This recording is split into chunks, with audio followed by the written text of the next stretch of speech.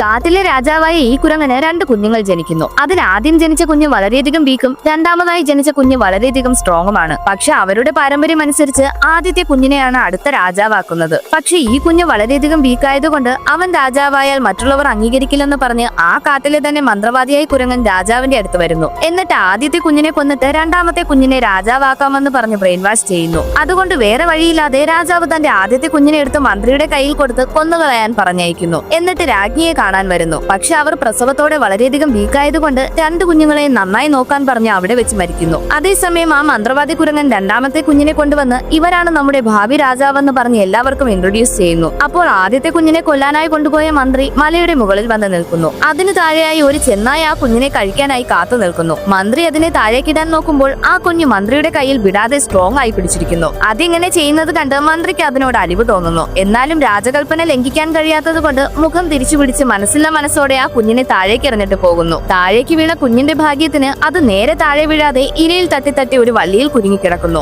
അപ്പോൾ ആ ചെന്നായ കുഞ്ഞിനെ കഴിക്കാനായി എത്രയൊക്കെ ചാടിയിട്ടും പിടിക്കാൻ സാധിക്കുന്നില്ല. ആ കുഞ്ഞിന്റെ ഒരു കൈ മാത്രം ചെന്നായയുടെ വലിയ പല്ലിലിടിച്ച് പരിക്കു പറ്റുന്നു. ചെന്നായ ആ കുഞ്ഞിനെ കഴിക്കാൻ പോകുന്ന അവസാന നിമിഷത്തിൽ മൂക്ക് വലുതായ ഒരു കുരങ്ങൻ വന്ന് ആ കുഞ്ഞിനെ രക്ഷിക്കുന്നു. മാത്രമല്ല അത് കുഞ്ഞിനെ തന്റെ ഒപ്പം വളർത്താനും തുടങ്ങുന്നു. ഇപ്പോൾ ആ കുഞ്ഞ് നന്നായി വളർന്നിരിക്കുന്നു. പക്ഷെ പ്രശ്നം എന്താണെന്ന് വെച്ചാൽ കുഞ്ഞായിരുന്നപ്പോൾ അവന്റെ ഒരു കൈക്ക് അപകടം പറ്റിയത് കൊണ്ട് അവന് വള്ളിയിൽ തൂങ്ങിപ്പോകാൻ കഴിയില്ല. ആ വലിയ കുരങ്ങനാണ് അവനെ ഹെൽപ്പ് ചെയ്യുന്നത്. പക്ഷെ അവൻ സ്ട്രോങ് അല്ലെങ്കിലും ബുദ്ധിശാലിയാണ്. ഇലകൾ വെച്ചൊരു ഫാൻ ഉണ്ടാക്കിയിരിക്കുന്നു. അത് മാത്രമല്ല വെള്ളം വരുന്ന ഒരു മെഷീനും ഉണ്ടാക്കിയിരിക്കുന്നു. അങ്ങനെ ഇരിക്കെ ഒരു ദിവസം ആ വലിയ കുരങ്ങുകൾ പന്ത് കളിച്ചുകൊണ്ടിരിക്കുമ്പോൾ അതൊരു കുഴിയിലേക്ക് വീഴുന്നു. അത് എങ്ങനെ എടുക്കണമെന്നറിയാതെ എല്ലാ കുരങ്ങന്മാരും നോക്കി നിൽക്കുമ്പോൾ അവൻ സിമ്പിളായി ഒരു വടി യൂസ് ചെയ്ത് ആ പന്ത് പുറത്തെടുക്കുന്നു. അത് കണ്ട് മറ്റെല്ലാ കുരങ്ങന്മാരും അതിശയിക്കുന്നു.